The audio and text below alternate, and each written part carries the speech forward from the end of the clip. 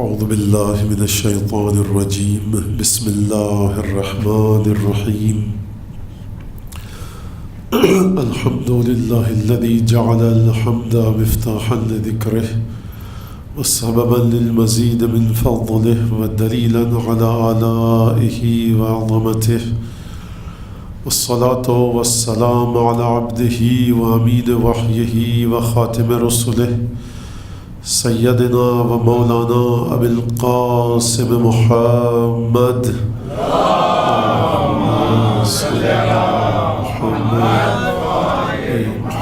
وعلى أهل بيته الطيبين الطاهرين الذين أذهب الله عنهم الرجس وطهرهم تطهيرا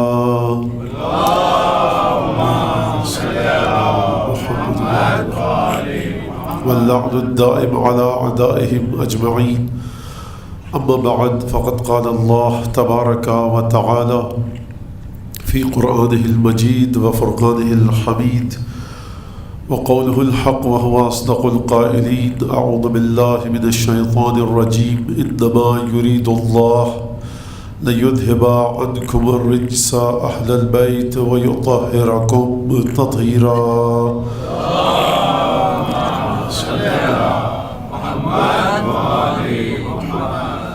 عزیزان گرامی، کربلا کی تاثیر اور اس کے اثرات کے عنوان کے تحت گفتگو کا یہ سلسلہ چل رہا ہے، اور جو کربلا کی اثرات، کربلا کی تاثیر معاشرے پر تھی، وہ جس حد تک میں نے عرض کی آپ کے سامنے، یقیناً وہ اس کی بہت ہی ایک معمولی مقدار ہے جہاں تک انسان کا ذہن پہنچا ہے اور انسان کا ذہن پہنچ سکتا ہے، ورنہ حسین ابن علی کہ جو فرزند علی مرتضیٰ اور سیدہ فاطمہ زہرا ہیں،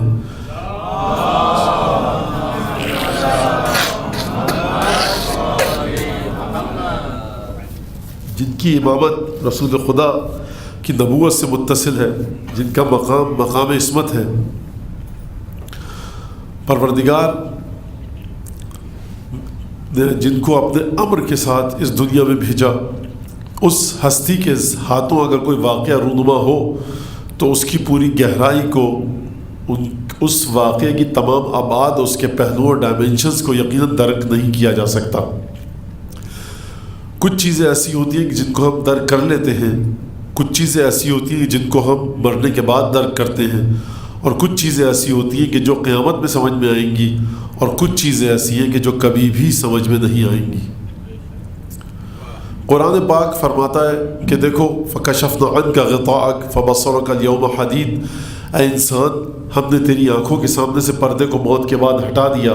جب انسان مر جاتا ہے تو اس کے سامنے بہت سی حقیقتیں اور حقائق روشن ہو جاتے ہیں کہ دنیا میں جن چیزوں کو وہ اچھا سمجھتا تھا، پتہ لگتا ہے کہ بری تھی، بری چیزیں سمجھ میں آتی ہیں کہ اچھی تھی۔ جو عبادتیں کی ہوتی ہیں قبر میں اس کا نتیجہ دیکھتا ہے، جو برائیاں کی ہوتی ہیں قبر میں اس کا نتیجہ دیکھتا ہے۔ تو پروردگار عالم فرما رہا ہے کہ انسان ہم نے تیری آنکھوں پر سے موت کے بعد پردہ ہٹا دیا، قیامت میں یہ پردہ مزید ہٹ جائے گا، اور پھر اس کے بعد ہر مقام پر پردے ہٹتے رہیں گے۔ پل صراط سے گزرنے کے بعد جب انسان جنتی جنت میں چلا جائے گا، جہنمی جہنم میں چلا جائے گا، تو جو پردے ہٹیں گے اس کے بعد پھر انسانی سطح کے مطابق اب کوئی پردہ ایسا نہیں جو انسان کی نگاہوں کے سامنے سے ہٹ سکے۔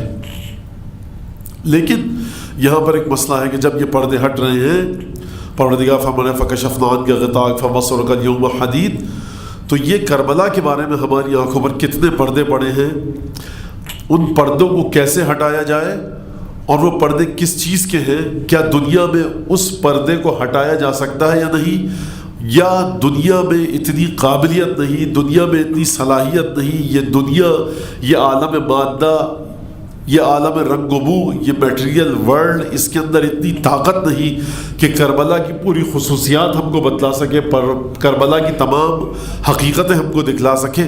ہر چیز کی ایک سطح ہوتی ہے، اس کا ایک لیول ہوتا ہے۔ یعنی کیا مطلب؟ دیکھیے اکثر ملکوں میں ہوتا ہے کہ جب کوئی پارک بنتا ہے، باغ بنتا ہے، کوئی ایگزیبیشن ہوتی ہے، یا کوئی میوزیم بنتا ہے، کوئی پلے گراؤنڈ بنتا ہے بچوں کے لیے، تو وہاں پر ایئر فورس کا جہاز لا کر کھڑا کر دیا جاتا ہے کہ صاحب بچے دیکھیں یہ ایئر فورس کا جہاز ہے، پارک میں آئیں گے، پلے گراؤنڈ میں آئیں گے، اس جہاز کو بھی دیکھیں گے۔ فرض کیجئے وہ جہاز تو خیر رائٹ آف ہوتا ہے، وہ کسی کام کا نہیں ہوتا، اس میں انجن وغیرہ کچھ نہیں ہوتا، بس ایک ڈھانچہ لا کر کھڑا کر دیا جاتا ہے. فرض کیجئے کہ اس ہوائی جہاز کا انجن، اس ہوائی جہاز کی ایک ایک چیز صحیح ہو، اس ہوائی جہاز کی ایک ایک چیز صحیح ہو، اس کو اٹھایا جائے کرین سے ایز اٹ از، اسی طرح سے بغیر ذرہ برابر نقصان پہنچائے ہوئے اس پارک میں لے جا کر رکھ دیا جائے، اس پلے گراؤنڈ میں لے جا کر رکھ دیا جائے، اور پائلٹ بھی موجود ہو، لیکن اس ہوائی جہاز کے ارد گرد ایک دیوار کھینچ دی جائے کہ 10 15 20 لوگ آئیں اور آ کر اس کی زیارت کریں، اس کا نظارہ کریں اور چلے جائیں. کیا یہ جہاز اس قابل ہے کہ اڑ سکے؟ اس قابل تو ہے کہ اڑ سکتا ہے، لیکن کیا یہ جہاز اس قابل ہے کہ اڑ سکے؟ نہیں. ابھی آپ نے کہا کہ اس قابل ہے، اب آپ کہہ رہے ہیں اس قابل نہیں ہے. تو قابلیت اس کی ذات میں ہے، رکاوٹ آ گئی ہے، وہ اس جہاز کو اپنے کمال کا اظہار کرنے سے روک رہی ہے. یہ جو عالم رنگ و بو ہے، یہ جو کائنات ہے، کیا حسین ابن علی اپنی پوری تجلیات نہیں دکھلا سکتے؟ کیا کربلا اپنی پوری تجلیات نہیں دکھلا سکتا؟ بالکل دکھلا سکتی ہے کربلا. حسین ابن علی اپنی تجلیات دکھلا سکتے ہیں، بالکل دکھلا سکتے ہیں، اور نہیں، قطعاً نہیں دکھلا سکتے. مولانا ایک سوال کے دو جواب. کیوں؟ وہ جہاز والی جو پلے گراؤنڈ میں اس کی مثال سامنے رکھی ہے. کیوں نہیں دکھلا سکتے؟ کیونکہ یہاں پر یہ عالم رنگ و بو ہے، اس میں اتنی طاقت ہی نہیں ہے کہ ان چیزوں کو دیکھ سکے، اس میں اتنی توانائی اور صلاحیت ہی نہیں ہے کہ ان چیزوں کو درک کر سکے. ایک مثال اور دوں اور پھر آگے بڑھ جاؤں کہ صاحب آپ کوئی پانی لیتے ہیں، خون کا نمونہ لیبارٹری میں ٹیسٹ ہو رہا ہوتا ہے، خون آپ کے سامنے رکھا ہے، یا کوئی پانی ہے، کنواں کھدا ہمارے ہندوستان پاکستان بر صغیر میں، صاحب کنویں کا پانی اس قابل ہے کہ پیا جائے یا نہ پیا جائے؟ گلاس آپ کے سامنے رکھا، آپ کہتے ہیں رک جائیے. کیوں؟ کیونکہ آنکھوں میں اتنی طاقت نہیں کہ گلاس میں موجود جو پانی ہے اس میں جراثیم اور بیکٹیریاز جو ہیں ان کو چیک کر سکے. لیبارٹری میں جاتا ہے، مائکروسکوپ کے نیچے رکھا جاتا ہے، ماہر لوگ ہیں، دیکھتے ہیں، پھر فیصلہ ہوتا ہے کہ پانی پیا جائے یا نہ پیا جائے. بالکل یہی مثال واقعات کربلا کی ہے، رسول کی رسالت کی ہے، ائمہ کی امامت کی ہے. ہر واقعہ جو امام کے ساتھ ہوا اس کی مثال یہی ہے کہ اس کی حدت، اس کی شدت، اس کی گہرائی، اس کی وسعت کو اسی وقت درک کیا جا سکتا ہے کہ جب ہماری آنکھوں کے سامنے سے پردے ہٹ جائیں. اور یہ پردے کب ہٹیں گے؟ موت کے بعد ہٹیں گے. لیکن سوال یہ ہے کہ موت کے بعد جو پردہ ہماری آنکھوں کے سامنے سے ہٹے گا تو وہ وہی پردہ ہوگا نا جو ہماری آنکھوں پر پڑا ہے. ایک بڑی منطقی سیدھی سادی بات ہے کہ صاحب جو رکاوٹ ہے، پھر مثال دیتا ہوں میں آپ کو. یہاں پہ ماشاءاللہ بر صغیر کے لوگ بیٹھے ہیں جہاز پہ، محمد اور محمد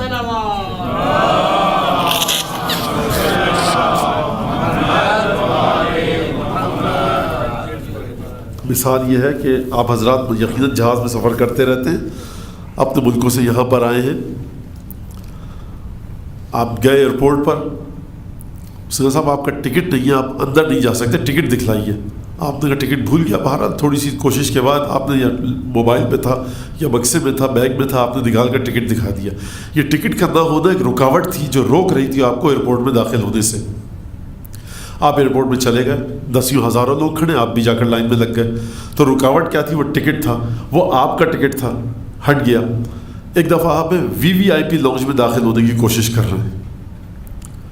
صاحب آپ کے پاس ٹکٹ ہے، پاسپورٹ بھی ہے، لیکن یہ جو رکاوٹ ہے نا جو آپ کو وی وی آئی پی لاؤنج میں داخل ہونے سے روک رہی ہے، یہ نہ ٹکٹ دکھا کر آپ اس مسئلے کو حل کر سکتے ہیں، نہ پاسپورٹ دکھا کر، نہ کچھ پیسے دے کر. یہاں مسئلہ دوسرا ہے. آپ کے لیے اس کو مربوطہ اور ریلیونٹ ڈاکومنٹس دکھانے پڑیں گے کہ مجھے وی وی آئی پی لاؤنج میں داخل ہو سکتا ہوں. تو ہر رکاوٹ انسان سے مربوط ہوتی ہے. میں ایک عام مسافر ہوں، ٹکٹ اور پاسپورٹ دکھا کر لاؤنج میں جا سکتا ہوں. آپ ایک نہایت خاص مسافر ہیں، ٹکٹ اور پاسپورٹ کے ساتھ ساتھ عملے کو وہاں پر موجود جو خدمت کار ہے، خدمت گزار ہے، نوکر ہے ادارے کا، اس کے پاس آپ کا نام جانا چاہیے. رکاوٹ آپ کے پاس سے بھی ہٹے گی، آپ وی وی آئی پی لاؤنج میں جا سکتے ہیں. رکاوٹ میرے پاس سے بھی ہٹ گئی، میں جا کر اپنے سامان کو جہاز میں لدوانے کے لیے لائن میں لگ سکتا ہوں. لیکن دونوں رکاوٹیں ہٹی. لیکن یہ ایک رکاوٹ ہے، وہ ایک رکاوٹ ہے۔ معنی کیا ہے؟ نتیجہ میں کیا دینا چاہتا ہوں؟ نتیجہ یہ دینا چاہتا ہوں کہ ہم جب ایک مقررہ سطح پر جا کر پہنچتے ہیں، ایک مرحلے پر جا کر پہنچتے ہیں، ہماری وہ رکاوٹیں ہم سے دور ہوتی ہیں جو ہمارے پاس جن رکاوٹوں کو دور کرنے کا حق ہوتا ہے یا جن رکاوٹوں کو ہمیں دور کرنے کی طاقت ہوتی ہے۔ ایک رکاوٹ فرض کیجئے جناب یعقوب کے سامنے ہے کہ توحید کی تجلیات کے سامنے ان کی کچھ رکاوٹیں ایسی ہیں، دنیا میں پیغمبر ہے، نبی ہے، معصوم ہے، ان کی عظمت تک ہم نہیں پہنچ سکتے، لیکن کچھ چیزیں ایسی ہیں جو پروردگار حضرت یعقوب کو، یونس کو، یوسف کو، کسی بھی پیغمبر کو اس وقت دیکھا جب قیامت میں پروردگار عالم کی بارگاہ میں پیش ہوں گے تو ان کو کچھ چیزیں بتلائی جائیں گی۔ کیا مجھ کو اور آپ کو بھی وہی چیزیں بتلائی جائیں گی؟ نہیں، ہر انسان کی رکاوٹ، ہر انسان کو جو چیز عطا ہو رہی ہے، ہر انسان کو جو انعام مل رہا ہے وہ اس کی حیثیت کے مطابق ہے۔ بچہ جب کلاس میں پاس ہو جاتا ہے، اگلی کلاس میں بھیجا جاتا ہے، بہت اچھے نمبروں سے پاس ہوا، اگلی کلاس میں جانے کے لائق ہو گیا، لیکن وہ شخص جو پی ایچ ڈی بہت ہی اعلیٰ اور بلند و بالا ترین مقالہ تھیسس لکھ کے جو پی ایچ ڈی کے امتحان کو پاس کرتا ہے اور جسے ڈاکٹریٹ کی سند مل جاتی ہے، وہ جس اگلے درجے میں جائے گا وہ مختلف، اور بچہ دوسری اور تیسری جماعت کا ایگزام پاس کر کے جس درجے میں گیا ہے وہ مختلف درجہ دونوں نے طے کیا۔ پی ایچ ڈی کی سند جس کو ملی، ڈاکٹریٹ کی ترقی اسے بھی عطا ہوئی، دوسری کلاس میں جس بچے نے امتحان دیا وہ تیسری کلاس میں پہنچا، ترقی اسے بھی ملی، لیکن کہاں یہ ترقی، کہاں وہ ترقی۔ مثال اگر سمجھ میں آ گئی، اب ایک واقعہ سن لیجئے، پھر آتے ہیں کربلا کی طرف۔ خیر ہم دور کب گئے کربلا سے، دوبارہ کربلا کی طرف آئیں، لیکن بہرحال سمجھانے کے لیے آخوند خراسانی آیت اللہ العظمیٰ شیخ محمد کاظم خراسانی، جن کا لقب ہے آخوند خراسانی، ان کا انتقال ہوا 1911 میں، نجف میں دفن کیا گیا، مولا کے حرم میں، مولا کائنات کے حرم میں۔ 25 یا 30 سال بعد بیٹی کی وفات ہوئی، بیٹی بھی نجف میں رہتی تھی، دفن کیا گیا۔ بیٹی کی وفات ہو گئی، کہاں دفن کیا جائے؟ کہا کہ بھائی اتنے بڑے مرجع تقلید کی بیٹی ہے، خود بھی ایک نیک اور پارسا خاتون، مومنہ خاتون، دیکھا جائے باپ کے برابر میں جگہ خالی ہے، قبر کھودی گئی، باپ کے برابر میں دفن کیا گیا۔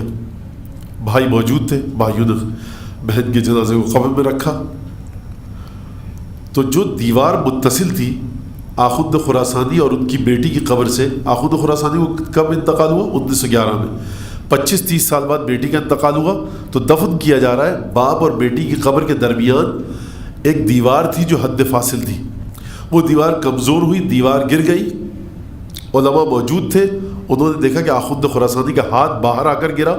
اب جو دیوار کو مرمت کے لیے گرایا گیا پوری تاکہ سرنو تعمیر کیا جائے، تو دیکھا گیا کہ آخوند خراسانی کا کفن بھی سالم، بدن بھی سالم۔ سبحان اللہ، سبحان اللہ۔ ایک درود بھیجیں ذرا محمد عالم۔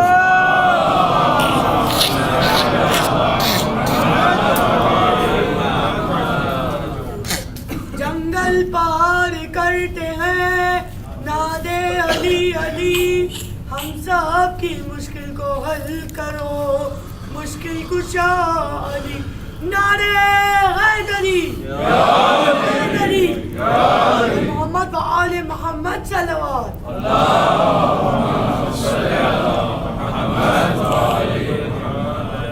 اب یہ کفن سالم بدن سالم، کیوں؟ متقی عابد و زاہد انسان تھے، پروردگار کی مشیت نے یہ طے کیا کہ بدن کو سالم رہن دیا جائے۔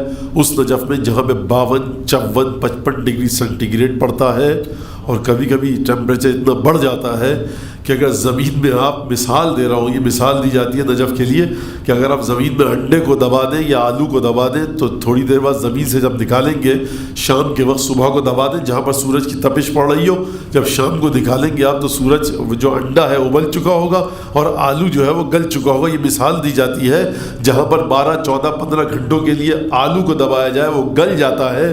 یہ کون سی طاقت ہے جس نے آخوند خراسانی کے بدن کو 30 سے 25 برس تک اس طرح سے تر و تازہ رکھا کہ جب ان کی بیٹی کی کو دفن کرتے وقت دیوار گری تو بدن بھی صحیح و سالم، کفن بھی صحیح و سالم۔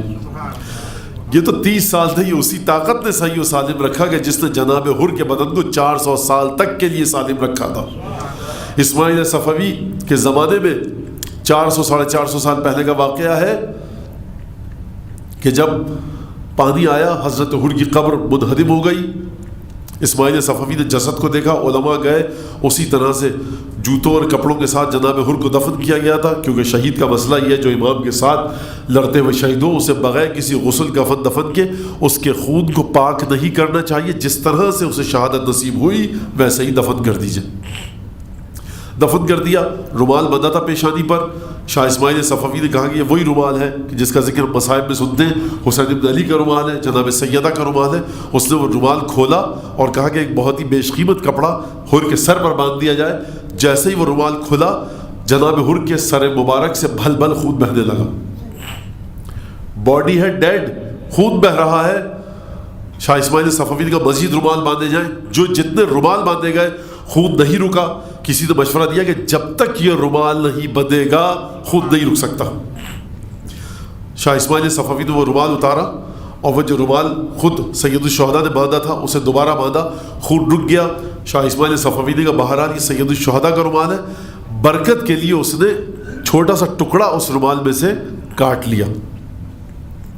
ایک عالم بیان کرتے ہیں کہ میرے پاس اس رومال کے جو ٹکڑا کاٹا گیا تھا اس کے 4 یا 5 دھاگے میرے گھر میں تھے، شیشے کی ایک ڈبیا میں۔ ہم ہر سال عاشور کے دن زیارت کرواتے تھے ان دھاگوں کی۔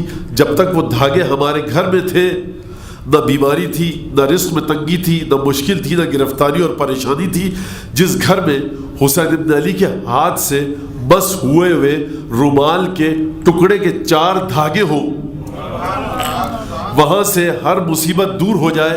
ذرا سوچئے کہ جس گھر میں خود حسین ابن علی تشریف لے آئیں، جس گھر میں سیدہ تشریف لے آئیں، جس گھر میں امام زمانہ کی نگاہیں مسلسل ہو، جس گھر میں مسلسل حسین ابن علی کی کربلا کا ذکر ہو، جس گھر کے بچے بڑے بوڑھے چھوٹے حسین ابن علی کے طرز زندگی کے مطابق طرز زندگی رکھیں، جس گھر میں امام زمانہ کے نام کا پرچار کیا جائے، سوچئے اس گھر میں کیا ہوگا۔ محمد و آل محمد صلوات محمد صلی اللہ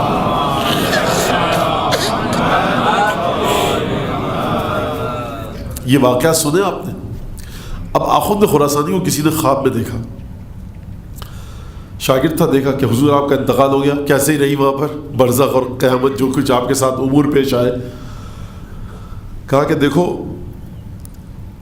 ہمیں تو حسین ابن علی نے شفاعت کروائی اور جناب امیر نے، دونوں واقعات میں دونوں اماموں کا نام ملتا ہے۔ اور آخوند خراسانی نے ایک جملہ کہا، اس جملے کے لیے میں نے آپ کو اتنی زحمت دی کہ آخوند خراسانی سمجھ میں آ جائے کیا ہے۔ کہا کہ دیکھو حسین ابن علی کی شفاعت نصیب ہوئی اور تمام امور حسین ابن علی کی شفاعت کے تحت انجام پائے۔ اور یاد رکھنا جب تک تم اس دنیا میں ہو، ہم سب مولا سید الشہداء کو مانتے ہیں، طاقت ہے، ولایت ہے، امامت ہے، شفاعت کی طاقت ہے، معجزہ دکھا سکتے ہیں۔ حسین ابن علی کو چھوڑیے، حسین ابن علی کی زری پر معجزے نمودار ہوتے ہیں، حسین ابن علی کے زائرین کے ساتھ معجزے نمودار ہوتے ہیں، چھوڑ دیجئے اس بات کو، تو سب مانتے ہیں۔ آخوند نے کہا خواب میں آ کر کہ دیکھو تم جو حسین ابن علی کو مانتے ہو نا، وہ اس دنیا میں رہتے ہوئے مانتے ہو، جب تک تم برزخ میں نہیں آؤ گے، جب تک موت نہیں آئے گی، جب تک اس دنیا کا سفر نہیں کرو گے، تمہاری سمجھ میں نہیں آئے گا کہ حسین کی سلطنت کیا ہے۔ علماء فرماتے ہیں، علماء سے جو ہم نے سنا، بزرگ علماء سے جو ہم نے سنا، وہ فرماتے ہیں کہ ابھی ایک مرحلہ باقی ہے۔ وہ مرحلہ یہ ہے کہ آخوند خراسانی نے جو حسین ابن علی کی حکومت کے آثار دیکھے ہیں، جو حسین ابن علی کی شفاعت، امامت، ولایت کی طاقت دیکھی ہے، دنیا میں بحار الانوار کا مطالعہ کر چکے تھے، اصول کافی کا مطالعہ کر چکے تھے، آیات کی تفاسیر جانتے تھے، متقی عابد و زاہد عالم تھے، ہمیشہ زیارات پر جاتے رہتے تھے، پوری زندگی طیب و طاہر گزاری، حسین ابن علی سے ایک خاص تعلق تھا۔ لیکن کہہ رہے ہیں کہ وہ جو علم میرا حسین ابن علی کے بارے میں دنیا میں تھا وہ کچھ نہیں تھا، یہاں آ کر پتہ لگا۔ علماء فرماتے ہیں کہ ابھی آخوند خراسانی نے عالم برزخ میں حسین کی طاقت کا مظاہرہ دیکھا ہے، ابھی قیامت کا مرحلہ باقی ہے۔ جب قیامت آئے گی تب حسین کی طاقت کیا ہوگی یہ کوئی اندازہ نہیں کر سکتا۔ درود بھیجیے جناب سید الشہداء کی بارگاہ میں، بلند آواز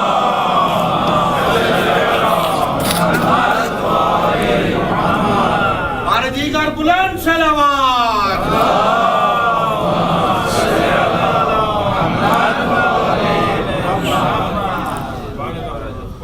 تو یہ یہ سید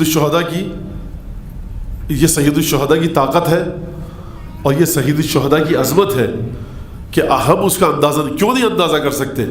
کیونکہ یہ دنیا عالم رنگ و بو ہے. اس ہوائی جہاز کی مثال کو ذہن میں، اب دیکھیے میرے بچے یہاں بیٹھے ہیں موجود، ان کو میں کیا کروں، مثالوں کے ذریعے بات کرنی پڑتی ہے، ورنہ مجھے خود شرم آتی ہے کہ کہاں وہ مقام اور یہ کہاں دنیا کی گھٹیا مثالیں، کیا کیا جائے. لیکن رسول خدا کا ارشاد ہے، فرمان ہے، من کان لہ صبی فلیتصاب لہ، جس کے سامنے بچے ہیں، جن کے پاس بچے موجود ہیں، تو بچوں کے ساتھ بچوں کے انداز میں گفتگو کریں. اچھا خیر، ان کی بچوں کی معرفت تو مجھ سے زیادہ ہے صاحب، کیونکہ یہ اپنے چھوٹے ہیں، اسکول بھی جاتے ہیں، کام دھام سب کر رہے ہیں، لیکن تب بھی مجلس میں آتے ہیں اپنے ماں باپ کے ساتھ. تو پروردگار ان کے دل و دماغ میں حسین بن علی کی محبت کو مزید مضبوط کرے، 12 اماموں کی 14 معصومین کی ولایت امامت کو مضبوط کرے، اور ان کی نسلوں میں، ان کے خون میں ولایت کو اسی طرح سے قائم و دائم رکھے. اب جب یہاں پر یہ حسین بن علی کی طاقت ہے تو کسی نے خواب میں دیکھا حسین بن علی کو، مختلف علماء نے خواب میں دیکھا، جہاں تک میں نے کتابوں میں پڑھا ہے جس نے بھی خواب میں دیکھا اس نے علی اکبر، ابو الفضل عباس اور حبیب ابن مظاہر علیہ الصلوۃ والسلام ان کے ساتھ دیکھا. کسی عالم نے جب دیکھا تو انہوں نے دیکھا کہ جناب شہزادہ علی اکبر، ابو الفضل عباس ہتھیاروں سے لیس ہیں، ڈھال، خود، زرہ، بختر، تلوار، نیزہ، ترکش میں تیر سب موجود ہیں، اور حسین بن علی کے ساتھ آ رہے ہیں. ایک طرف مولا عباس ہے، ایک طرف شہزادہ علی اکبر. انہوں نے کہا کہ اب عالم خواب میں پریشان ہوا کہ یہ سلسلہ کیا ہے. میں نے دیکھا کہ کس سے پوچھوں، ان کے پیچھے پیچھے حبیب ابن مظاہر کو میں نے خواب میں دیکھا. میں نے کہا مولا حبیب ابن مظاہر ذرا آپ یہ بتلائیے کہ یہ اب تو جنگ ختم ہو گئی، یہ شہید ہو گئے، جنت میں موجود ہیں اپنی دادی دادا کے ساتھ، نانی نانا کے ساتھ، حسین بن علی جنت میں ہے، یہ ابھی تک ابو الفضل عباس اور علی اکبر نے ہتھیار کیوں لگائے ہوئے؟ کربلا تو ختم ہو گئی، جنت میں کس سے جنگ کرنی ہے؟ تو حبیب ابن مظاہر نے جواب دیا کہ دیکھو، جو نصرت حسین کا جذبہ عباس اور علی اکبر کے دل میں تھا نا، دنیا کی کسی جنگ میں وہ طاقت ہی نہیں کہ اس جذبہ نصرت کو عباس اور علی اکبر دکھلا سکتے. تو پروردگار نے ان کے اس جذبے کے نتیجے میں اس دنیا میں بھی جب یہ آ گئے ہیں عالم برزخ میں، تم کو اس انداز سے دکھایا جا رہا ہے کہ ہتھیاروں کے ساتھ ہیں. تو کوئی یہ نہ سمجھے کہ داستان ختم ہو گئی یہاں تک جہاں تک کربلا ختم ہو گئی، عباس کی قربانی ختم ہو گئی، علی اکبر کی قربانی ختم ہو گئی. جذبہ ایسا ہے کہ دنیا دکھلا ہی نہیں سکتی کہ کس مرحلے پر ان کی نصرت کا جذبہ تھا، کس مرحلے پر حسین بن علی کے قدموں میں خون بہانے کی طاقت تھی. عزیزوں، جو عیسائی آئے حسین کے لشکر میں،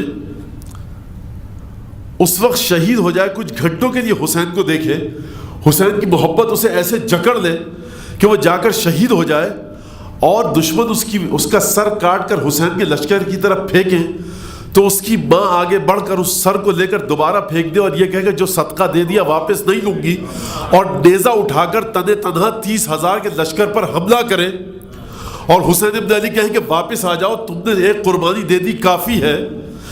جو ابھی کچھ گھنٹوں پہلے حسین کے لشکر میں شامل ہوئی ہے، عیسائی خاتون، عیسائی مومنہ، یہ مجھے لفظ استعمال کرنے دیجئے، تو مجھے بتلائیے کہ جو صلب علی ابن ابی طالب سے جس کا تعلق ہو، جس نے فاطمہ زہرا کا شیر مادر، جس کی فاطمہ زہرا ہو، جس نے رسول خدا کی آغوش میں تربیت پائی ہو، جو ہم شکل پیغمبر ہو، جو حسین ابن علی کے لشکر کا علمدار ہو، اس کی طاقت کہاں پر جا کر رکے گی؟ اس کا جذبہ کہاں جا کر رکے گا؟ اس کے جذبے کی طاقت یہ ہے کہ کروڑوں لوگ ابو الفضل عباس کے روزے پر آج اور کل موجود ہوں گے، لاکھوں کروڑوں لوگ حاجتیں لے کر جائیں گے، واپس آتے ہوئے یہ دکھائی دے رہا ہوگا آپ کو کہ ہمارے پاس فلاں مشکل تھی حل ہو گئی، ہمارے پاس فلاں مشکل تھی حل ہو گئی. اور نہ صرف یہ کہ جو جائیں گے عباس کے روزے پر، جو اپنے ملکوں میں بیٹھ کر ابو الفضل عباس کے لیے دسترخوان بچھانے کی منت مانیں گے، مولا کے نام کو بلند کرنے کی منت مانیں گے، مولا ان کی آرزوؤں کو بھی پوری کرتے ہیں. بلند صلوات.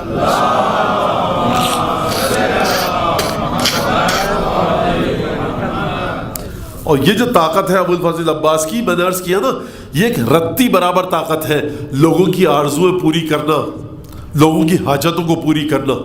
یہ کربلا کی تاثیر کیا ہے؟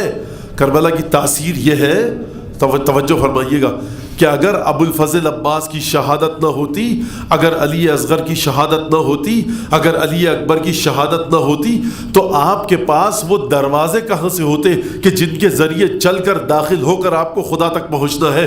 چھٹے امام نے کیا فرمایا؟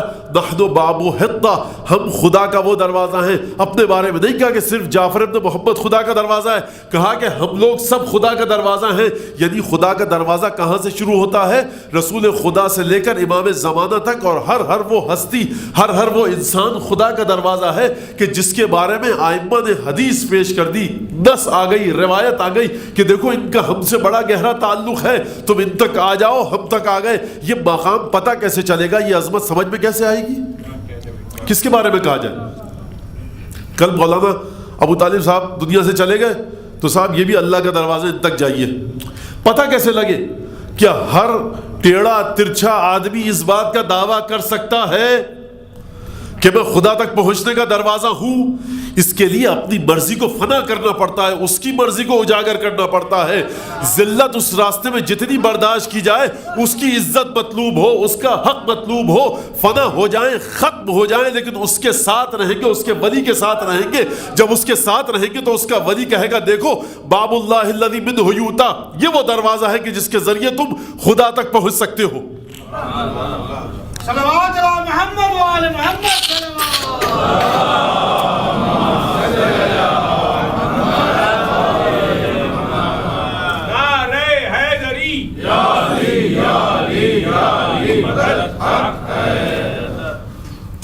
اب دیکھیں پھر میرے کسی بچے کے ذہن میں سوال آ سکتا ہے، تو مولانا صرف اتنی سی بات کے لیے خدا نے حضرت عباس کو، علی اکبر کو، علی اصغر کو، حسین ابن علی کو شہید کروا دیا؟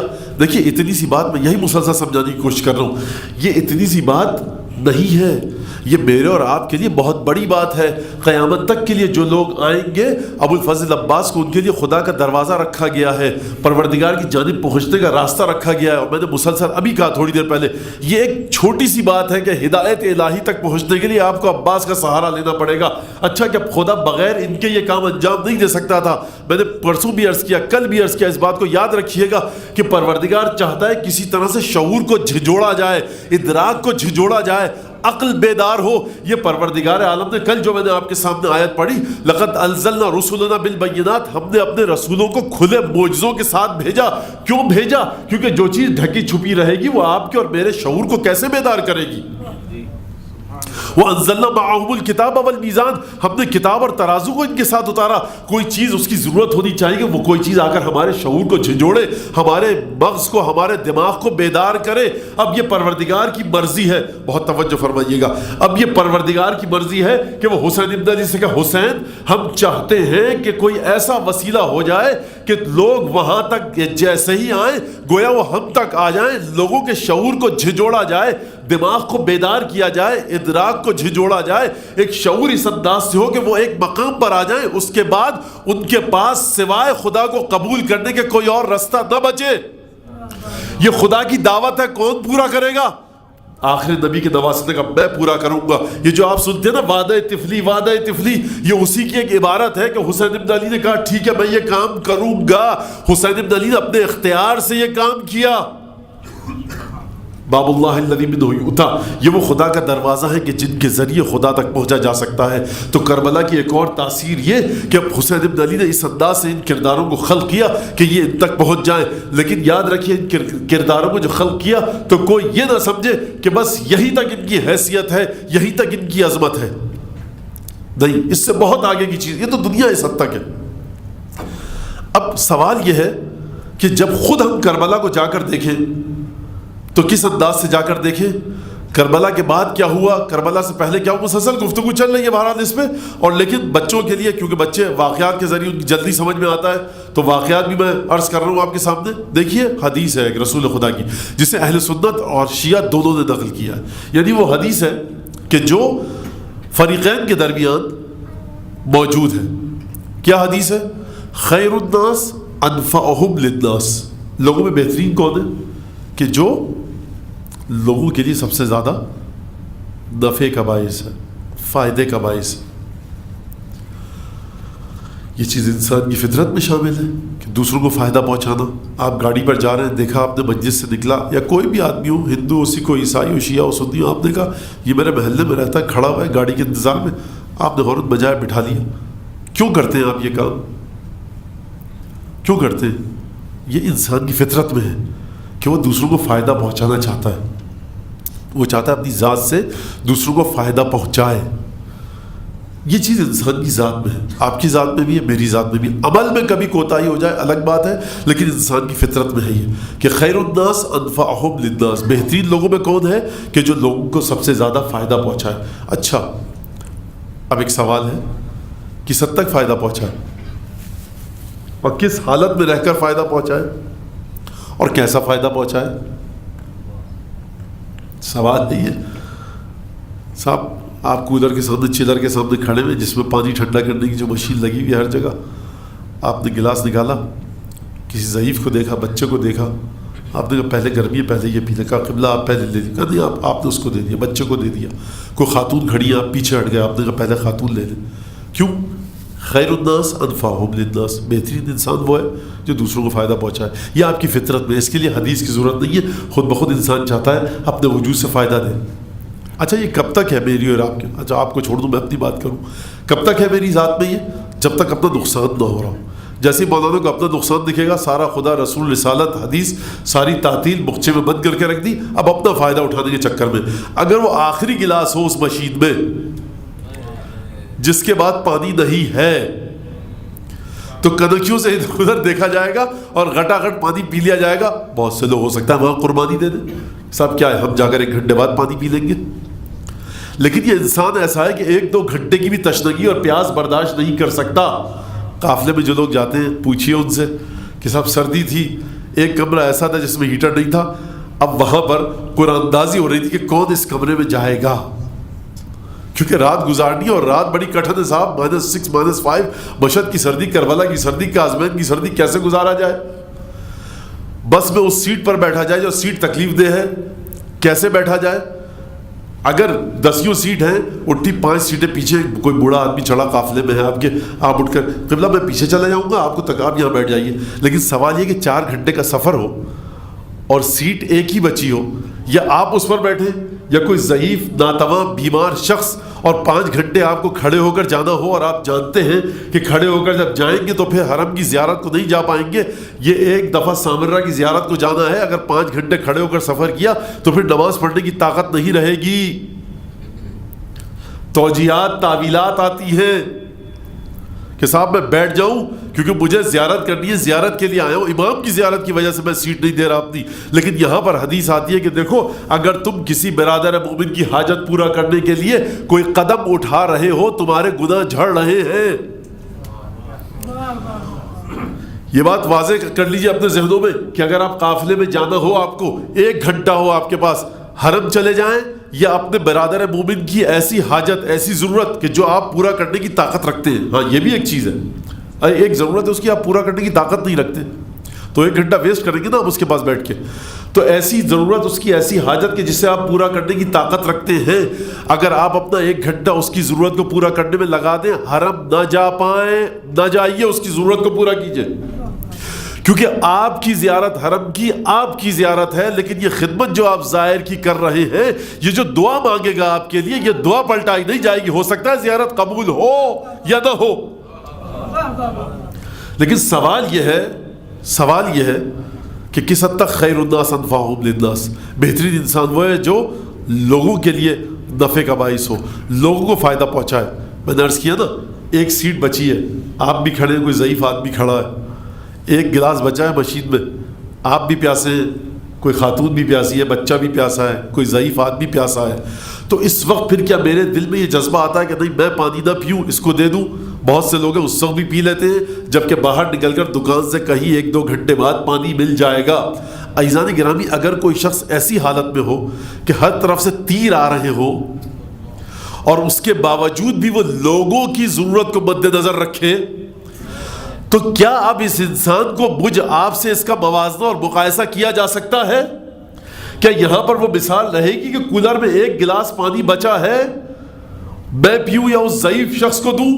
اس ضعیف شخص کو دے دیا، واہ واہ ہوگی، مولانا بڑا شکریہ آپ کا، دیکھیے عالم دین ہے فلاں فلاں فلاں، ایک صاحب قلابے ملائے جائیں گے زمین آسمان کے، ارے کیا قلابے، کیا تعریف کی جگہ، ایک گلاس تھا آپ کو دے دیا، میں سڑک پار کر کے وہاں سے پانی خرید کر پی سکتا ہوں۔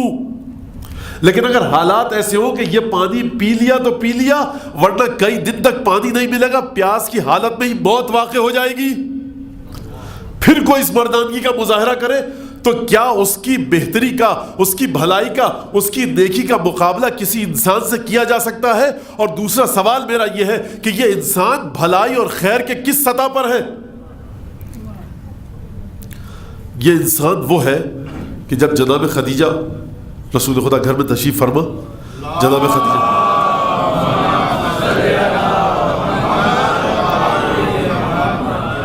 جناب خدیجہ موجود تھی، جبرائیل آئے، کہا ختمی مرتبہ سے اے حبیب خدا، اے مصطفیٰ، پروردگار ان اللہ یقرأ خدیجہ السلام، خدا نے خدیجہ کو سلام کہلوایا۔ ایک جناب خدیجہ کی بارگاہ میں درود پڑھی بلند آواز سے،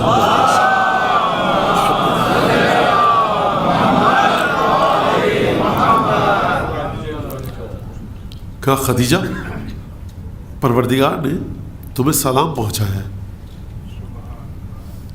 بہرحال یہ تو میں کہہ رہا ہوں، سمجھ میں کیا آ رہی ہے؟ میری تو سمجھ میں یہ حدیث ہی نہیں آ رہی کہ پروردگار سلام کہہ رہا ہے جناب خدیجہ کو۔ بہرحال جناب خدیجہ کی معرفت دیکھیے، بہرحال جس خاتون کی، جس شہزادی، جس بیوی کی اولاد جناب سیدہ جیسی ہو تو پھر اس کے بارے میں خدا سلامی پہنچائے گا اسے۔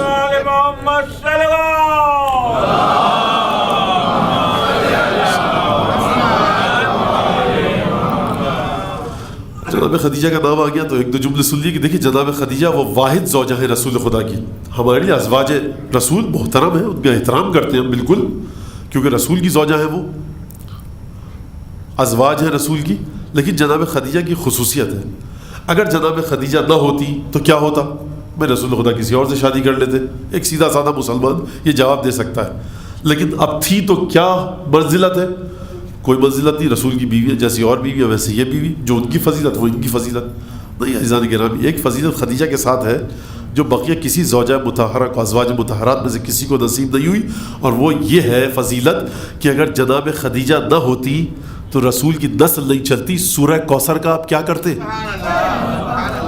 یعنی یہ وہ بی بی ہے کہ جس کے وجود کی وجہ سے قرآن باقی ہے، اور ہم اور آپ وہ ہیں کہ قرآن کی برکت سے ہمارا وجود ہے۔ لیکن سلام ہو ہمارا جناب خدیجہ کی عظمت پر کہ خدیجہ کی نسل کی وجود کی وجہ سے قرآن کی سورہ کوثر باقی ہے۔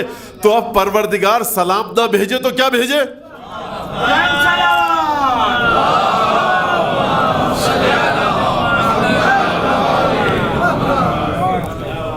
سلام بھیجا، کہا کہ عجیب جواب دیا۔ اگر کوئی مکے کی بدو عورت ہوتی، عام سی خانہ بدوش، سیدھی سادھی، جس کو علم نہیں ہوتا، معرفت الہی کسی درجے پر نہیں ہوتی، وہ کہتی اچھا اللہ نے سلام کیا، پروردگار وعلیکم السلام۔ لیکن دیکھیے عجیب جملہ کہا کہ ان اللہ الیہ السلام ومنہ السلام والیہ یعود السلام وہو السلام۔ کہا کہ میں یہ نہیں کہوں گی کہ علیکم السلام، بلکہ میں کیا جواب دوں؟ جملہ یہ کہا یا رسول اللہ خدا سلام ہے، سلام اس کے پاس سے آتا ہے، اسی کی طرف جاتا ہے، اور اس کی ذات مجسم سلام ہے۔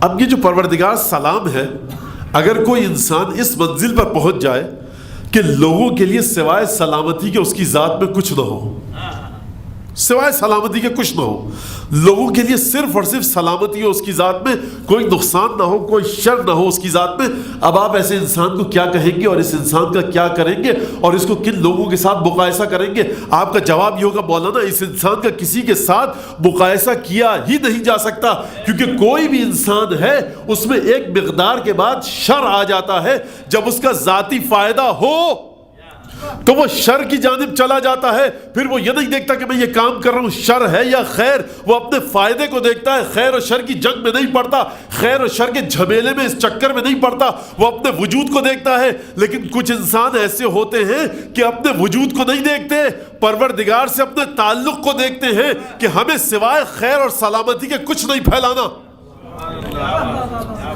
دو واقعات اور مسائل کی طرف آؤں گا. سید الشہداء آئے،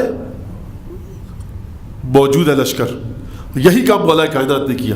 لشکر موجود ہے، لیکن بہرحال مولا کائنات کی شجاعت کا، خیر میری زبان اس قابل نہیں کہ مولا کسی بھی معصوم کی شجاعت کے بارے میں گفتگو کروں، لیکن وہ شجاعت جو مولا کائنات کی تھی جو دنیا نہیں دیکھ سکی. اچھا آپ یہ مت کہیے گا مولانا مرحب انتر، خیبر، عمرو بن عبدود، مرحب ان سب کو تو دیکھا ہے. وہ شجاعت جو دنیا نہیں دیکھ سکی مولا کی. اچھا آپ سن لیجئے یہ حدیث بھی، یہ حدیث 10 دفعہ آپ سن چکے ہیں. رسول خدا نے کیا فرمایا تھا جب ایک جنگ سے واپس آئے؟ مختصر انداز میں حدیث کو بتاؤں. کہا علی اگر مجھے ڈر نہیں ہوتا کہ عیسائیوں نے جو عیسیٰ کے بارے میں کہا، اگر مجھے یہ ڈر نہیں ہوتا کہ مسلمان تمہارے بارے میں کہیں تو ایسا جملہ کہتا کہ لوگ، تم کہیں سے بھی گزرتے، لوگ تمہارے قدموں کی مٹی اٹھا کر تبرک کے لیے لے جاتے. جملہ غور سے سنیے، توجہ فرمائیے. فرمایا کہ میں ایک جملہ کہتا. کہا یا نہیں کہا؟ نہیں کہا، چھپا گئے اس جملے کو. کہتا، میں کہوں گا یا رسول اللہ کچھ باقی ہے علی کے لیے؟ سب کچھ تو کہہ دیا. بھائی میرے علم کا وارث علی، میری امامت کا وارث علی، خلافت کا وارث علی، زہد عبادت تقوی کا وارث علی، اور سب سے بڑھ کر آگے جو بات کہی کہ انا والی من نور واحد، میں اور علی ایک ہی درخت سے ہیں، میں اور علی ایک ہی نور کے دو حصے ہیں. تو یا رسول اللہ اب اس سے آگے کی کیا بات ہوتی ہے؟ نا کوئی اس سے آگے کی بات جو رسول خدا چھپا گئے.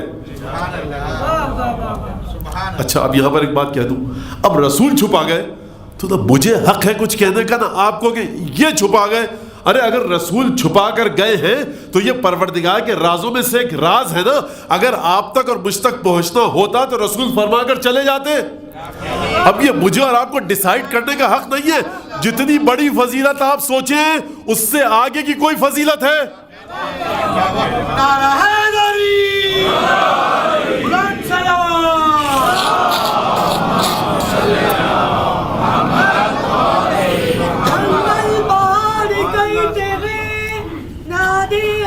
علی ہم سب کی مشکل کو حل کرو، مشکل کشا علی.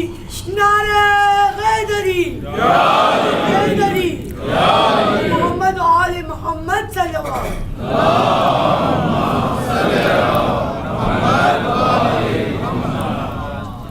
تو یہ شخص جو سلامتی بن جاتا ہے، یہ جو شخص سلام بن جاتا ہے پروردگار کی طرح، جس طرح سے پروردگار سلام قولا من رب الرحیم، یہ سلام جو ہے سورہ یاسین کی آیت، یہ ایک قول ہے، ایک بات ہے کہ جو پروردگار رحیم کی جانب سے آیا، کیونکہ وہ خود مجسم سلام ہے. پروردگار کے ناموں میں سے ایک نام اس کا السلام ہے.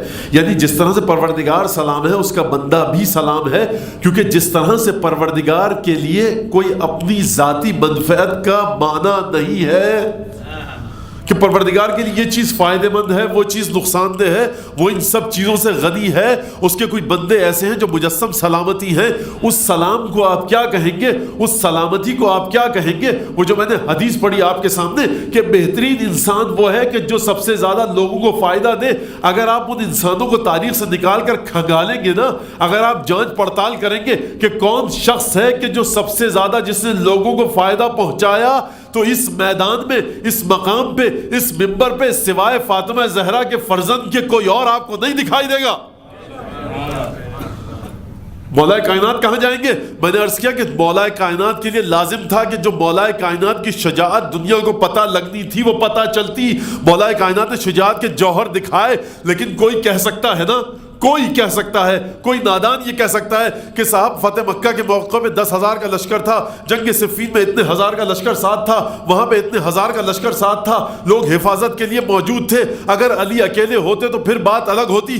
تو علی مرتضیٰ گویا کربلا یہ ثابت کر رہی ہے کہ دیکھو حسین ابن علی کو دیکھو کس مکتب میں تربیت پائی ہے، کس کی زبان چوس چوس کے بڑے ہوئے ہیں، اس کی مادر گرامی کون ہے، کس کی آغوش میں پرورش پائی ہے، کس کے رحم مطہر سے پیدا ہوئے ہیں؟ کس نے حسین ابن علی کو تعلیم دی ہے؟ کس نے حسین ابن علی کو یہاں تک لا کر رکھا ہے؟ کوئی کام حسین کو ایسا کر کے دکھانا چاہیے کہ رسول خدا کی وہ حدیث جو رسول خدا فرما گئے وہ بات میں کہتا، رسول خدا نے اس بات کو نہیں کہا، چھپا گئے، مخفی رکھا، بتایا نہیں، لیکن کوئی تو ایسا ہو کہ آ کر رسول کے اس جملے کی لاج رکھے کہ جو میرے نانا نے میرے باپ کے بارے میں کہا تھا نا، یہ مت سمجھنا کہ جذبات میں آ کر کہہ کے چلے گئے تھے، بھائی تھا، داماد تھا، محبت میں کہہ کر چلے گئے، دیکھو تم میری شجاعت کا جواب لا کر دکھاؤ تب میرے باپ کے بارے میں بات کرنا۔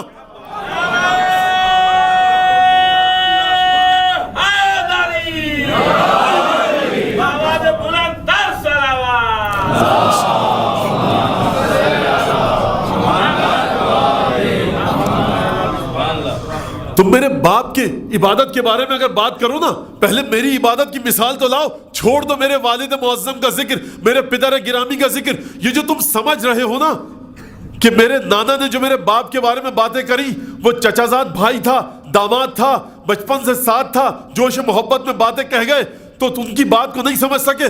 دیکھو میری نماز کو دیکھ لو، ہے کوئی نماز ایسی؟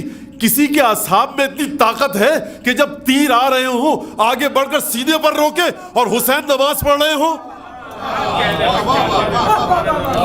تمہیں دیکھنا نا عبادت کو جا کر، تو میری عبادت کو دیکھو۔ تم سمجھتی ہو نا کہ جو علی کے چاہنے والے ہیں کس سطح پر ہیں، تو میرے چاہنے والوں کو دیکھو، چراغ گل کر کے میں نے بتا دیا، کوئی نہیں گیا۔ علم کو دیکھنا ہے، میرے علم کو دیکھو۔ وہ جو مولا کائنات کے ساتھ واقعہ ہوا تھا نا، عرب نے آ کر پوچھا تھا، بدو نے آ کر، پر یا علی بتائیے توحید کیا ہے؟ لوگ پل پڑے اس پر کہ یہ کون سا وقت ہے توحید پوچھنے کا؟ مولا کائنات نے کیا کہا تھا جنگ صفین کے موقع پر؟ ما اراد من العربی ھذا ما نریدہ من القوم۔ یہ جو عرب ہم سے پوچھ رہا ہے وہی تو ہم ان لوگوں سے چاہتے ہیں۔ اس مثال کو میں کئی دفعہ عرض کر چکا ہوں کہ ہمارا آپ کا کہ میرا موبائل کھو جائے، چپل باہر نکلوں نہیں ملے تو پریشان ہو جاتا ہے انسان۔ صاحب مجلس پڑھنی تھی، عجیب مصیبت میں گرفتار ہو گئے، مجلس پڑھنی ہے، کس کے درمیان مجلس پڑھنی ہے؟ جو آپ سے محبت کرتے ہیں، جو مولا کے چاہنے والے ہیں، ممبر پر بیٹھے ہیں، پانی کی طلب ہو، بیچارہ کوئی مومن زحمت کرتا ہے، پروردگار عالم اسے بہشت جام کوثر سے سیراب کرے، ارے مولانا کو پیاس لگی جلدی سے پانی لاؤ، ٹیشو پیپر دے دیا۔ ایسے حالات میں مجلس پڑھنی ہے، باہر سب کچھ موجود ہے، مومنین موجود ہیں مدد کے لیے۔ اگر چپل، جوتا، موبائل کھو جائے، حواس اپنی جگہ پہ نہیں رہتے، مجلس ڈسٹرب ہو جاتی ہے۔ تو ان جیسے آدمیوں کا اس ذات سے مقابلہ کیا جائے کہ ہر طرف سے تیر آ رہے ہوں۔ علی بن ابی طالب واجب نماز نہیں، نماز تہجد پڑھیں، اور اگر توحید کے بارے میں کوئی سوال کر لے، گھمسان کا رنگ پڑا ہوا ہے، علی سے توحید کے بارے میں گفتگو کی جا رہی ہے، تو علی یہ نہیں کہہ رہے توحید یہ ہے، کہا کہ دیکھو توحید کے 4 معنی ہیں، خدا کے بارے میں 3 غلط 1 صحیح، تینوں معنی کی تفسیر کی، چوتھے معنی کی تفسیر کی، اس اعرابی کو مطمئن کیا۔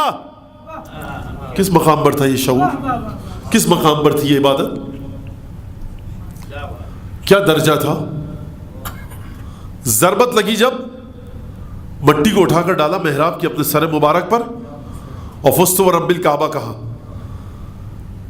سب سے پہلے قاتل کے بارے میں کوئی لفظ کہتے، اس ملعون خبیث کو پکڑو، قتل کرو، خدا لعنت کرے، فزت ورب الکعبہ، جیسے گویا لگتا ہے کہ علی بن ابی طالب کے ساتھ کچھ ہوا ہی نہیں۔ کس مقام پر ہے یہ روح کہ وہ تلوار کے جس نے علی بن ابی طالب کے بچوں کو یتیم کر دیا، قاتل کا پوچھا ہی نہیں، گفتگو ہی نہیں کی کہ کون ہے، کہاں ہے، کس انداز کا ہے، فزت ورب الکعبہ کہہ کر اپنے سر مبارک میں مٹی ڈال رہے ہیں۔ تو عزیزان گرامی سمجھ لیجئے، کربلا کی سب سے بنیادی تاثیر، کربلا کا سب سے بڑا اثر، کربلا کا جو قطب نما جس کی طرف کربلا دکھلا رہی ہے، وہ ہے علی ابن ابی طالب کے کمالات۔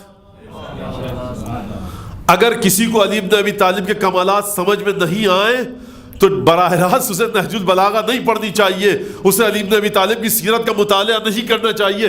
کربلا کو رکھیے اس کے سامنے، جب وہ کربلا کو پڑھ چکے نا، انصاف اور عدل کی نظر سے، بغیر کسی جانبدارانہ فیصلے کیے بغیر وہ کربلا کو پڑھے، اور جب پڑھ چکے پھر آپ کے پاس آئے، یہ تھا کون حسین؟ تو پھر کہیے یہ علی کا بیٹا تھا، یہ مولا کائنات کا بیٹا تھا، یہ فاطمہ زہرا کا بیٹا تھا، یہ حسن مجتبیٰ کا بھائی تھا، یہ رسول خدا کا نواسا تھا۔ دیکھو سوچو، انسان کی شخصیت میں یا اس کا محلہ دخیل ہوتا ہے، یا ماں باپ دخیل ہوتے ہیں، یا اساتذہ دخیل ہوتے ہیں، یا دوست دخیل ہوتے ہیں۔ دوست کوئی تھا نہیں سوائے حسن مجتبیٰ کے، درسگاہ کوئی مدینے میں تھی نہیں، یہ کہاں پر درس لیا جا کر؟ کوئی تو جگہ ہوگی، جگہ تھی، یا آغوش رسول تھی، یا آغوش علی مرتضیٰ تھی، یا عصمت فاطمی تھی، یہ درسگاہ تھی حسین ابن علی کی۔ تو کربلا کی سب سے بڑی تاثیر، کربلا کا سب سے بڑا اثر ولایت علی ابن ابی طالب کے لیے رستے کو ہموار کرنا ہے، مولا کائنات کی فضیلت کے رستوں کو ہموار کرنا ہے۔ کسی کو شک نہ ہو کوئی کہ جب علی کی کوئی فضیلت پڑھے، کسی کے ذہن میں کوئی توہم نہ آئے، کوئی بے بنیاد خیال نہ آئے کہ یہ کیسے کر دیا علی نے، فلاں کام کیسے کر دیا، فلاں کام کیسے کر دیا۔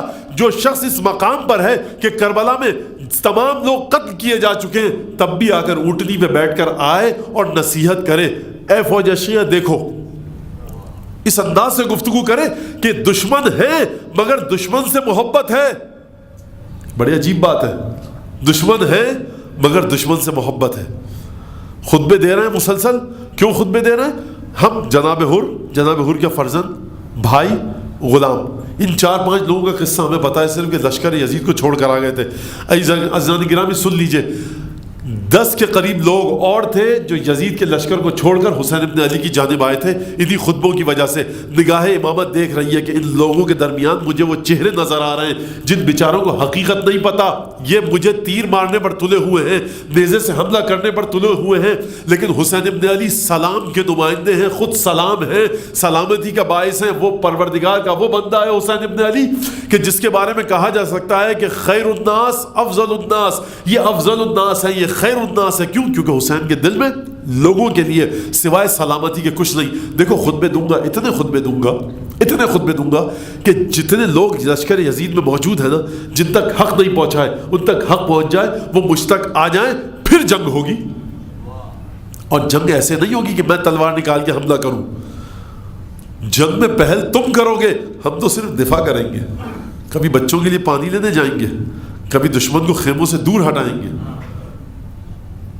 اس انداز سے حسین ابن علی اس بات کو ثابت کیا کہ خیر الناس انفعہم للناس، بہترین شخص کون ہے کہ جو لوگوں کے لیے سب سے زیادہ فائدہ پہنچائے۔ تو میں نے جو مثال دی، اب اس کے بعد نتیجہ نکال کے آپ کے سامنے پیش کروں کہ حسین ابن علی بہترین لوگ وہ ہیں کہ جو لوگوں کو فائدہ دیں۔ اب حسین نے کیا فائدہ دیا؟ جب زندگی میں تھے تو کربلا کو خلق کیا، تمام انسانی اقدار، تمام انسانی کردار کا، اعلیٰ ترین انسانی صفات کا مظاہرہ کیا۔ کوئی چیز ایسی نہیں جو کربلا میں، کوئی گوشہ ہماری نگاہوں سے ایسا نہیں کہ جو ہم دیکھیں انسانی اخلاق، انسانی کردار، ہیومن ویلیوز کا تھا، حسین ابن علی نے چھوڑ دیا ہو کربلا میں۔ اس انداز سے جب بے یار و مددگار ہیں تب بھی انسانی صفات کو اپنے ہاتھ سے نہیں جانے دے رہے۔ جس کا بیٹا مر جائے، جس کا بھائی مر جائے، اور کیسے بھائی اور کیسے بیٹے اور کیسے بھتیجے اور کیسے بھانجے، ایک شخص اپنی ذات میں عجیب انسانی صفات کا نمونہ تھا۔ فرما رہے ہیں اللہم احکم بنا وبین قومنا، پروردگار ہمارے اور ان کے درمیان فیصلہ کر فإنہم غدروا بنا، پروردگار انہوں نے ہمارے ساتھ دھوکہ کیا، تو فیصلہ کر۔ کوئی زبان سے نازیبہ لفظ نہیں نکال رہے، کس منزل پر ہے یہ شخص؟ پروردگار تو فیصلہ کر۔ علی اصغر کی شہادت ہو رہی ہے، مولا فرما رہے ہیں یہ میں مرحلہ بڑے سکون سے گزار لوں گا، پروردگار ہونا علی، یہ مجھ پر بہت آسانی سے گزر جائے گا یہ لمحہ، کیونکہ مجھے یقین ہے کہ تو دیکھ رہا ہے۔ کس منزل پر ہے توحید؟ سلام کس منزل پر ہے؟ یہ پروردگار سلام ہے، یہ بھی سلام۔ پروردگار تیرے سامنے سارے کام ہو رہے ہیں، مجھے اطمینان ہے پورا کہ پروردگار مجھے پورا اطمینان ہے کہ یہ تیری نگاہوں کے سامنے واقعہ ہو رہا ہے۔ حر کے لشکر کو پانی پلا رہے ہیں، تمام واقعات جو مسلسل آپ کے سامنے پڑھتا آیا ہوں ان چند دنوں میں، دہرانے کی ضرورت نہیں ہے۔ تو عزیزوں، کربلا نے 2 کام کیے، اس آج کی تقریر کا خلاصہ۔ ایک تو یہ کہ وہ کام جو آخری کام تھا، جو مقصد حیات ہے ہر مومن کا، ائمہ کی ولایت کا مقصد ہے، رسول کی نبوت اور رسالت کا مقصد ہے کہ پروردگار رسول کے جانے کے بعد، بہت توجہ فرمائیے گا، بڑا حساس جملہ ہے یہ، کہ رسول کے جانے کے بعد کچھ ایسی ہستیاں ہوں کہ جو رسول کی عصمت کی حفاظت کر سکیں، رسول کے علم کی حفاظت کر سکیں۔ رسول کے جانے کے بعد مولا کائنات ہے، کیسے مولا کائنات کی جانب اشارہ کیا جائے؟ یہ ہم اور آپ اشارہ نہیں کر سکتے. اگر کربلا نہ ہوتی علی ابن ابی طالب کی جانب اشارہ معدوم ہو چکا ہوتا, مفقود ہو چکا ہوتا, گم ہو چکا ہوتا. اشارہ کیا جائے علی ابن ابی طالب کی طرف تو کیسے کیا جائے؟ یہ حسین ابن علی کا ہم پر احسان ہے کہ اگر حسین نہ ہوتے ولایت نہ پہنچتی. یہ ولایت کیا ہے؟ یہ ولایت وہ ہے کہ جس کے ذریعے پروردگار فرما رہا ہے الیوم اکملت لکم دینکم واتممت علیکم نعمتی. ہر نعمت پر شکر ادا کرنے کا حکم دیا گیا ہے. لیکن علی ابن ابی طالب کی ولایت وہ ہے کہ جب ولایت علی ابن ابی طالب کا اعلان ہوا تو پروردگار نے یہ نہیں کہا کہ آج کے دن تمہیں ایک سب سے بڑی نعمت دی, کہا آج کے دن در حقیقت نعمتیں پایہ تکمیل تک پہنچی. تو مجھے بتلائیے کہ ولایت علی کی نعمت جس سے بڑی کوئی نعمت نہیں, جس سے وسیع کوئی نعمت نہیں, جس سے گہری کوئی نعمت نہیں, جو دنیا اور آخرت پر محیط ہے, اب حسین ابن علی کے صدقے میں ہمیں وہ نعمت ملی ہے, تو بتلائیے اس کا شکر ادا ہو سکتا ہے؟ نہیں ہو سکتا, نہیں ہو سکتا ادا شکر.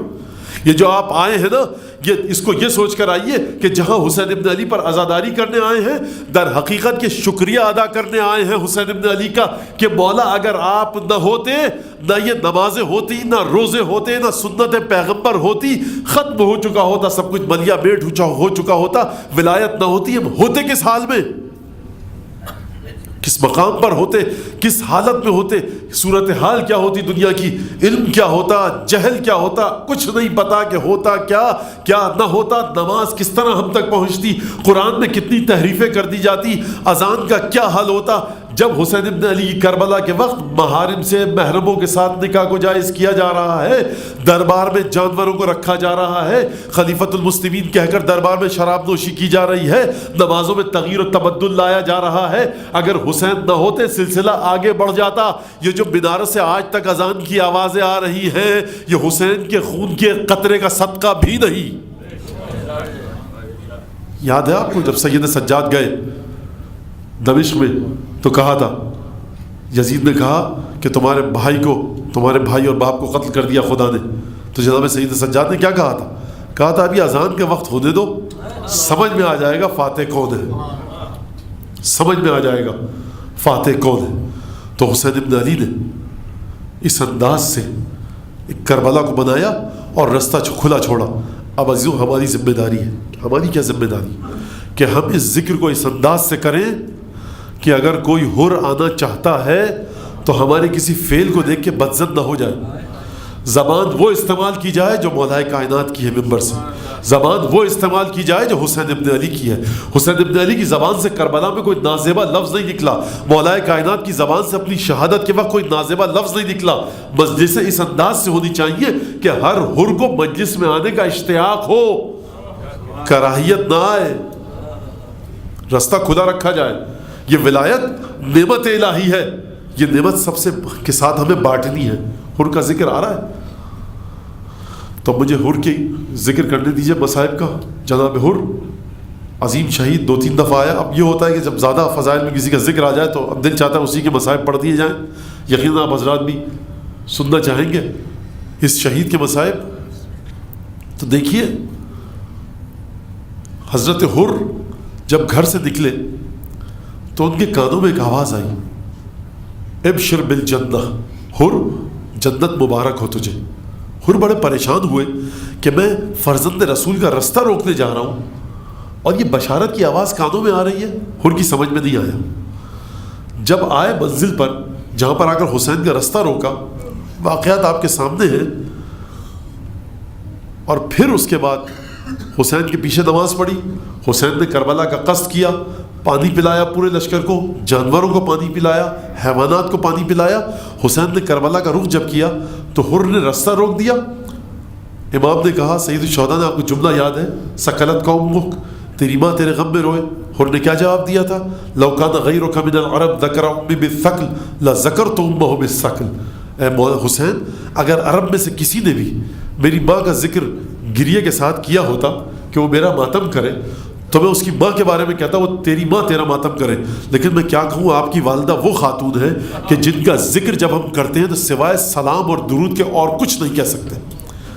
یہ جملہ تھا جو حر کو بچا گیا. یہ جملہ تھا جو حر کو بچا گیا. حسین کے پیچھے جو نماز پڑھی نا حر نے, وہ عمل تھا کہ جس نے حر میں یہ طاقت دی کہ وہ حسین ابن علی کی مادر گرامی کے بارے میں احترام سے لفظ استعمال کرے. کربلا پہنچے مولا, صبح عاشور ہوئی, حر کو دیکھا لوگوں نے ٹہل رہے. حر کون تھے؟ میمنے پر کمانڈر تھے, یعنی دائیں بازو پر جو فوج کا دایاں حصہ ہوتا ہے, حر سپہ سالار تھے اس فوج کے. ایک شخص نے کہا کہ حر اضطراب کس بات کا ہے؟ کہا کہ اگر یہ سوال کا جواب دو, اگر حسین نے بیعت نہ کی تو کیا کرو گے؟ کہا کہ پھر قتل کر دیں گے. کہا تم فرزند رسول کو قتل کر دو گے؟ کہا کہ ہاں, حکم یہی ہے عبید اللہ ابن زیاد کا. اس کے بعد حر نے ٹہلنا شروع کیا.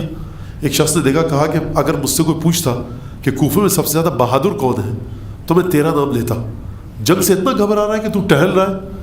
حر نے ایک جواب دیا, اور جو مقتل میں ملتا ہے کہ میں اپنے آپ کو, میں موت سے نہیں ڈر رہا, میں اپنے آپ کو جنت اور جہنم کے بیچ میں محبوس پا رہا ہوں. کربلا کو سمجھنا ہے, کربلا وہ ہے جو بہادر ترین لوگوں کو اپنی طرف کھینچتی ہے. بہادری کے لیے غیرت چاہیے. جو ادھر رہ گیا نا, غیرت نہیں تھی اس میں. جو ہم کہیں جتنا بھی بہادر تھا, غیرت نہیں تھی, بے غیرت اور بے حیا رہا عبید اللہ ابن زیاد کے لشکر میں, جو حر جیسا بہادر اور شجاع آ گیا حسین کے لشکر میں. اب صبح عاشور ایک منظر دیکھا, صحابیوں نے کہا مولا کوئی ہمارے لشکر کی طرف آ رہا ہے. حر نے اپنے بیٹے سے کہا بیٹا میرے ہاتھ باندھ دو, میری تلوار کو الٹا کرو, اور میری جو ڈھال ہے اس کو بھی الٹا کر دو. آیا. علماء نے لکھا ہے کہ حر کے ادب کا تقاضا لگتا یہ ہے کہ حر نے آ کر اپنے آپ کو حسین کے قدموں پر گرایا ہوگا. تاریخ میں نہیں ملتا, لیکن یقیناً دل کہتا ہے حر نے آ کر ایک جملہ کہا. آ کر کہا کہ مولا حل الی توبۃ من سبیل, توبہ کا کوئی رستہ ہے؟ عظمت دیکھیے, سمجھنا ہے نا کربلا کے اثرات دشمن کے ساتھ کیسے گفتگو کی جاتی ہے. حسین ابن علی نے یقیناً اپنے ہاتھوں سے حر کو اٹھایا ہوگا, کہا توبہ حر تمہاری توبہ قبول. ہاتھ کھولے گئے, حر نے ایک جملہ کہا کہ مولا انا الذی ارعبت بنات رسول اللہ. مولا حسین ابن علی میں وہ شخص ہوں جس نے رسول کی بیٹیوں کو ڈرایا. 1000 سپاہیوں کے ساتھ میں آیا, جناب زینب کا دل دہلا, ام کلثوم کا دل دہلا, رقیہ اور زینب کا دل دہلا. میں وہ ہوں. مولا میں چاہتا ہوں کہ میں باعث بنا ہوں کہ آپ کربلا میں آئیں, مجھے قربانی پیش کرنے کی اجازت دیجیے. پہلے اپنے غلام کو بھیجا, بیٹے کو بھیجا, بھائی کو بھیجا, سب شہید ہو کر آئے. حر گئے, حر نے جنگ کی, رجس پڑا, بڑا گھمسان کا رن پڑا, زخموں پہ زخم لگے, حر گھوڑے سے زمین پر گرے. حسین ابن علی کے اصحاب حر کو اٹھا کر لائے حسین ابن علی کی بارگاہ میں. حسین نے ایک عجیب جملہ کہا. بعض تاریخوں میں ہے کہ حر کے سر مبارک کو حسین نے اپنے ہاتھوں سے اٹھایا اور یہ جملہ کہا, اے حر تو حر ہے دنیا اور آخرت میں, جیسا کہ تیری ماں نے تیرا نام رکھا. میں کہوں گا حر کیا نصیب ہے تمہارے, کیا قسمت ہے. تم نے یہ کہا تھا کہ میں نے جس منزل پر آپ کے قافلے کو روکا, زینب کا دل دہلایا, سکینہ رقیہ کا دل دہلایا. میں کہوں گا حر اتنا پاس تھا رسول کی بیٹیوں کا, اتنا احترام تھا رسول کی بیٹیوں کا. تم یہ کہہ رہے تھے کہ گھوڑوں کی ٹاپوں سے زینب کا دل دہل گیا. کاش شام غریبہ میں ہوتے, جب آتے کہ وہ زینب کے جس کے بارے میں تمہیں شرمندگی اتنی تھی کہ خیام کے نزدیک نہ آئے, ان ملعونوں نے آ کر بیبیوں کے خیموں کو جلایا. حر تمہاری قسمت کو سلام کہ تمہارے سر پر فاطمہ کا رومال بندھا. حسین ابن علی کے دست مبارک نے تمہارے سر کو اٹھایا. لیکن میں کہوں گا حر کاش شام غریبہ میں ہوتے, عصر عاشور کو ہوتے, تو دیکھتے کہ تمہارا وہ مولا جس نے تمہارے سر کو اپنے ہاتھوں سے اٹھایا تھا, وہ صدائے استغاثہ بلند کر رہا تھا. کوئی نہ تھا جو جواب دے سکتا. على القوم الظالمين وسيعلم الذين ظلموا أي منقلب ينقلبون. اللهم كن لوليك الحجة بن الحسن صلواتك عليه وعلى آبائه في هذه الساعة وفي كل ساعة وليا وحافظا وقائدا وناصرا ودليلا وعينا حتى تسكنه أرضك طوعا وتمتعه فيها طويلا. اللهم بحق محمد وآل محمد صل على محمد وآل محمد وعجل فرجهم وأهلك عدوهم من الجن والإنس من الأولين والآخرين واكفنا ما همنا وارزقنا العافية ووسع رزاقنا وطول عمرنا مع الصحة والسلامة في الجسم والروح.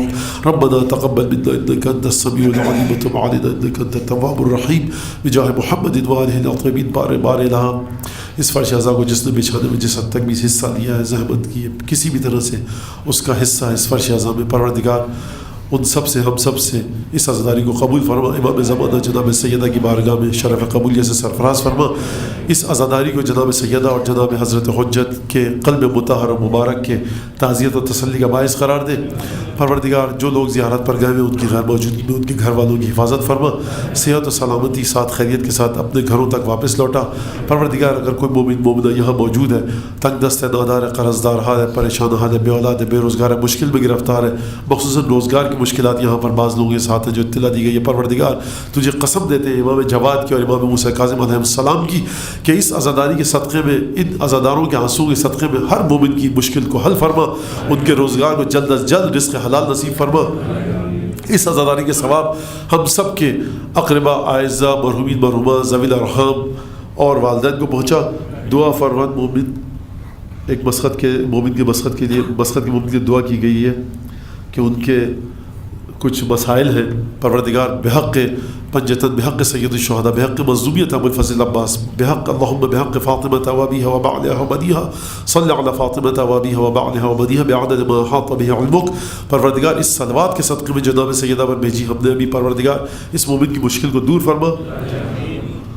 اور فاتحہ کی درخواست ہے مولانا قبلہ ہاشم رضا جعفری مرحوم کے لیے، ڈاکٹر سبت جعفر سوری میں چشمہ دی ڈاکٹر سبت جعفر شہید کے لیے، اور کل مومنین مومنات کے لیے ایک دفعہ الحمد، ایک دفعہ قل ہو اللہ پڑھ دیں. بسم اللہ الرحمن الرحیم الحمد للہ رب العالمین الرحمن الرحیم مالک یوم الدین ایاک نعبد و ایاک نستعین اهدنا الصراط المستقیم صراط الذین انعمت علیہم غیر المغضوب علیہم ولا الضالین. بسم اللہ الرحمن الرحیم قل هو اللہ احد اللہ الصمد لم یلد ولم یولد ولم یکن له کفوا احد. اللهم صل علی محمد وعلی محمد. دعا کی قبولیت کے لیے بلند آواز سے صلوات پڑھ.